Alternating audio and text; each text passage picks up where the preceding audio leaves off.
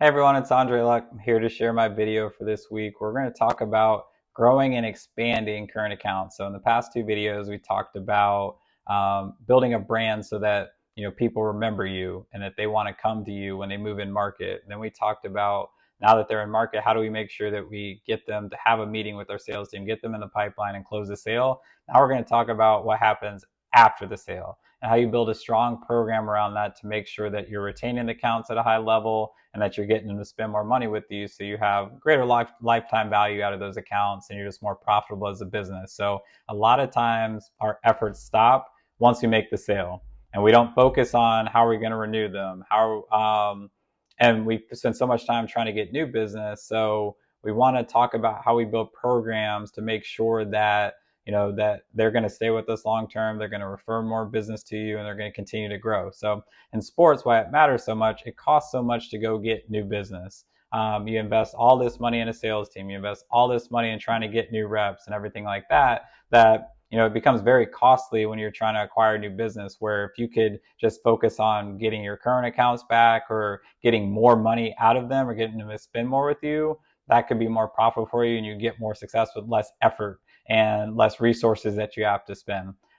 When you aren't doing this, you just have transactional relationships. So you sell them and you reach back out to them when it's time to renew them, and there's not these touch points and moments in between that you're really developing a relationship and creating that trust and loyalty with them. And then even if you do well on the new sales side, why it matters so much to have resources deployed and on your expansion side after you make the sale, because if you're not getting those people back, you just have a leaky bucket.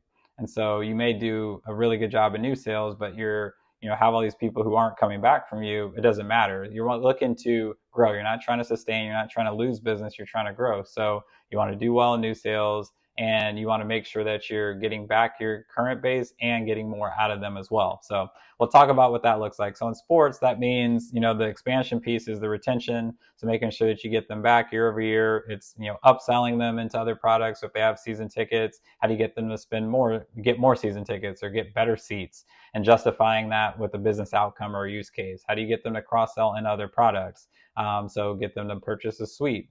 The expansion piece also includes getting referrals from them. So how do you get them to be advocates where they're driving business from you, or you're getting content from them that we can repurpose to get referrals out of that?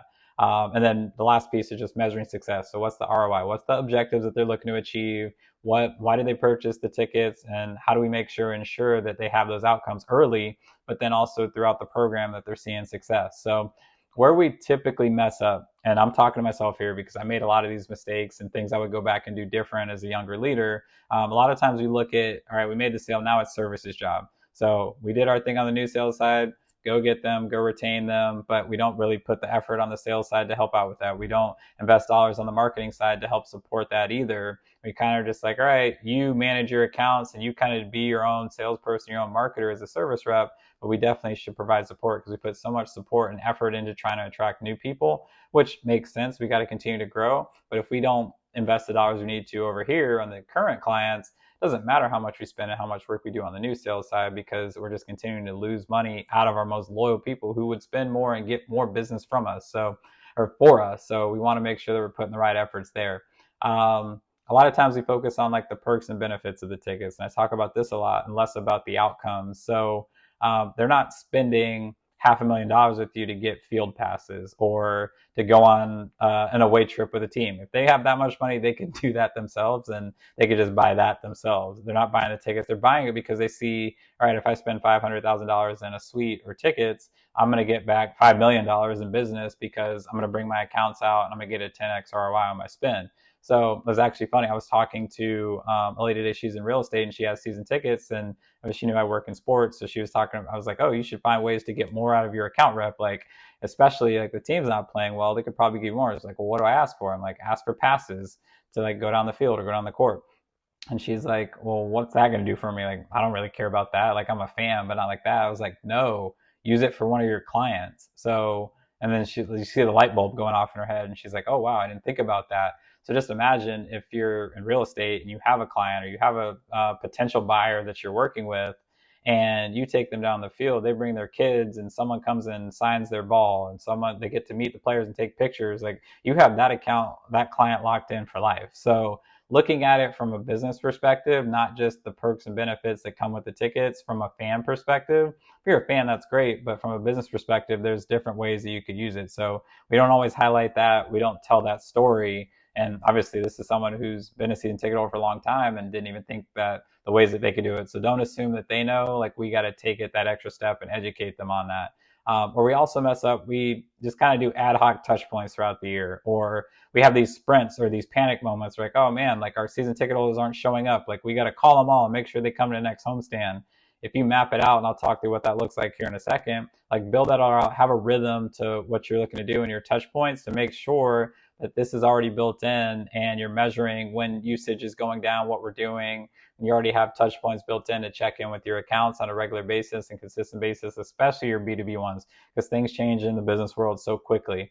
And the last thing where we mess up is like referrals. We don't ask for them. We feel we're being too pushy or it's going to make them uncomfortable. Like, those are your advocates. They love you. They bought from you. Like, why wouldn't they want to tell more people about the success they're having? So what a good expansion program looks like. So I'll hit on a couple different ways that you can measure that, or ways that you can see that looks well, that is working.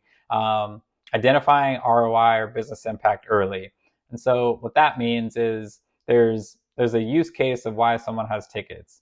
And we want to get them to use their tickets early, because now they just get in the habit and the routine. If they start missing games or not using their tickets, it's going to be very difficult to get them to get into a rhythm. And what happens in those situations is you call for renewals and they're like, oh, yep, I've decided I'm not coming back. Now you're in panic scramble mode. You're trying to get your boss to, like, maybe, give them a better price, or, throw in this like signed item. And it's like, that has nothing to do with it. It was actually the third game of the season. They weren't really coming using their tickets, and we should have addressed it then. There's almost nothing you can do now to save it. They've already made their mind up. So we want to make sure that they're seeing impact early, seeing an ROI early. So having that communication with them, doing a month check-in, or doing after the first homestand check-in, like, hey, how did you use your tickets? Were there any wins or successes that came from that?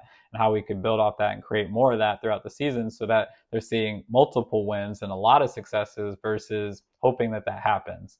I touched on it before, having quarterly business reviews. So every account in the onboarding process, letting them know we're going to have these quarterly meetings where we're not even going to talk about tickets. We're just going to talk about your business, what's going well, what are changes, what's changed since we last met. And through those organic conversations, it's going to lead to cross-sell and upsell and referral opportunities for you. But just having that cadence built in that touch point goes a long way towards that relationship and you growing business out of those accounts. The cool thing about sports, and I was talking about this with someone recently, is, there's competition where, we're competing against, people taking their clients to lunch or golf or something like that. But we can create some really cool experiences that other people can't do within sports. So we could take people and they could do like a dinner or a happy hour in the locker room, or have drinks on the field, or, meet players, meet front office staff, coaches, things like that. So really investing dollars into that. I always had to fight and justify, like, to spend money on this. Like, won't these people just come back anyways? Like, maybe, but like, what if we actually like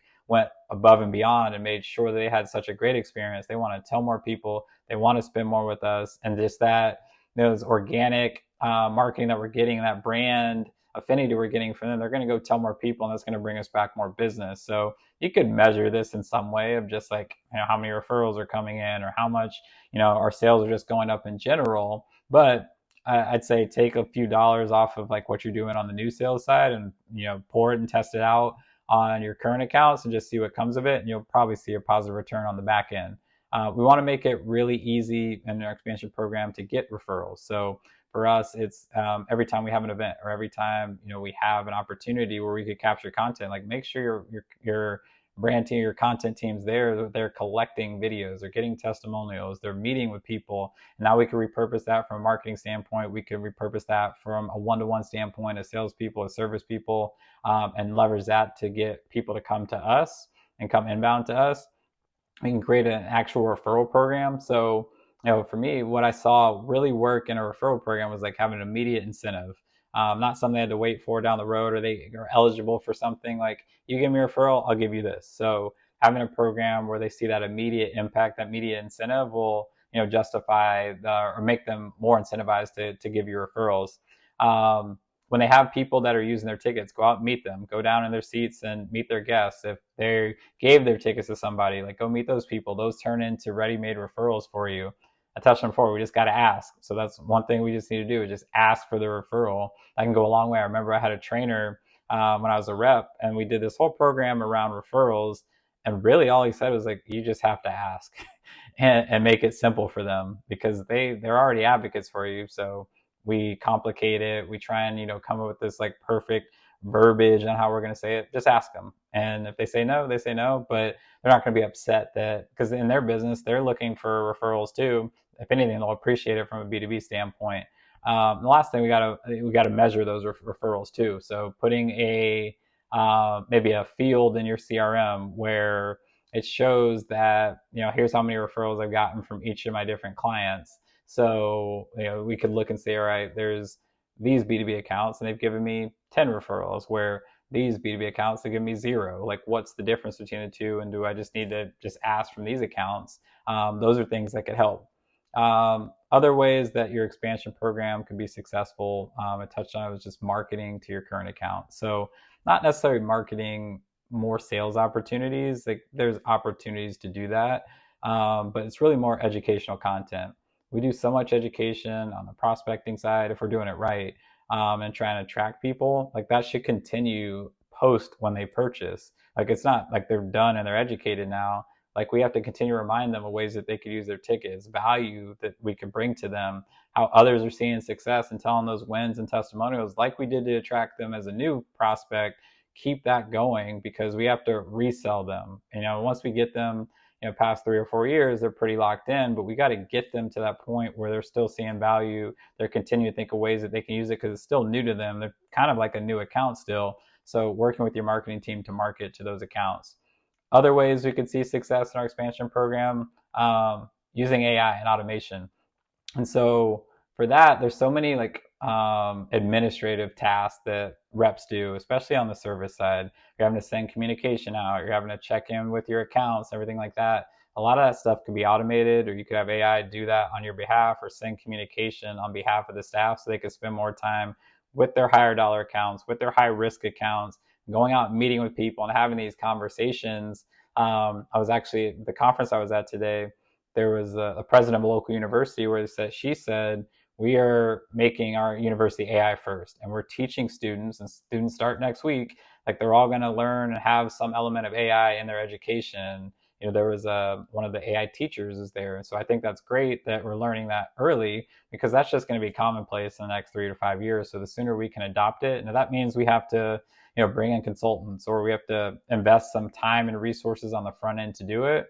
It's going to be worth the payoff in the long run, because we're going to free up that much more time, and see the returns in the long run if we do that well.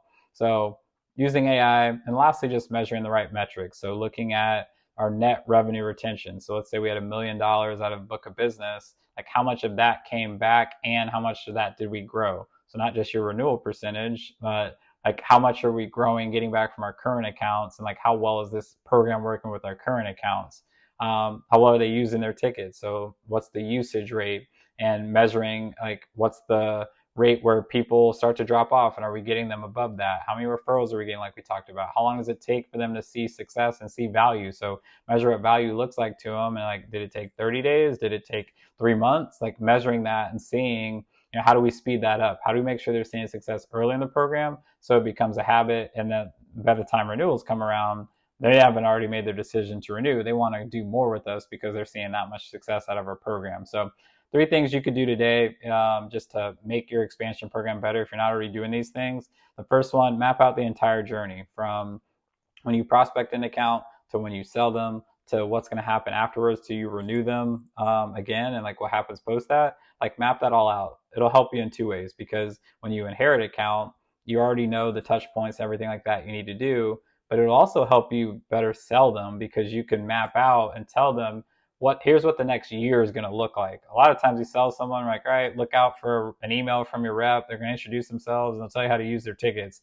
and that's it. But if we could tell someone through the sales process, here's what success looks like and how we're going to make sure that you achieve success over the next year until a renewal comes around, you'll earn more trust, you'll earn more credibility, you'll make more sales on the front end, and you'll keep more people on the back end after you've already sold them. So map out that entire journey. It'll give you more comfort, your reps more comfort and autonomy, and you'll have more success with your clients. The quarterly business reviews. So pick your top 5 spending B2B accounts and just do a quarterly business review with them. Ask about their business, see what's going on. Don't talk about tickets, and just do that in a small pilot or sample size and let them know we're going to do this on a quarterly basis, and just see from the organic conversations what sales come from it, what opportunities come from it. So that's something you could start to do today. And the last one, work with your marketing team and pilot a marketing campaign to your current accounts. Not anything new sales related, like focus on, it could be the educational content like I talked about. It could be, let's build a referral program. Let's see how many referrals we get by marketing to our current accounts about attracting referrals. Or, we're in season now, we want to sell our season ticket members groups or suites. Like, do something to measure the value of marketing to your current accounts. And then that could earn you the opportunity to put more dollars into that, or maybe take some away, or just get more dollars invested into, take some away from your new business efforts, or be additive and add more to your renewal and expansion efforts as well. So one of the reasons, and in closing here, one of the reasons that I think we don't get the resources deployed or the headcount deployed towards this side of the business, there's some that get it, but a lot of people don't, and I didn't really get it well either. But a lot of times we look at the renewal process as like the easy part of the sales process, and we need our best sellers like out there going to find new business. And there's something to that. You got to have, a thick skin if you're going to be on the new sales side, and a certain mindset and mentality to go out and get new business. But a lot of times that's also like, we feel people are earning their sales over there, so we'll pay them more, we'll put more people over there. I really want to rethink that and see, like, is there a balance we could strike, or do we spend even more dollars on the renewal, retention, expansion side? Because at the end of the day, it's going to make us more profitable. And yes, maybe they're not earning their sales, but as a business, we are making more money, we're more profitable. And over here, yes, maybe they're earning their sales, but we're making less money. So I'd rather spend more over here, not have to worry, did my sales rep earn the sale or not? Just they're doing the right actions that are going to lead to more revenue and profitability for our business, versus the comfort of knowing, all right, we're paying them because they had to go earn a new sale that wouldn't have come in. There's a balance you could strike there. So if this was valuable, like the video. It's always great, good to see. Subscribe to the channel so you get more content like this as it comes out and you get notified. And if this was impactful to you, share this with someone in your network, maybe someone looking to get into sports, or someone who's in sales or customer success, and this could be valuable to them, whether in sports or not. But like I tell my daughters every morning, go be awesome today. And I'll be back here soon with another video. So look forward to you guys tuning in. Thanks.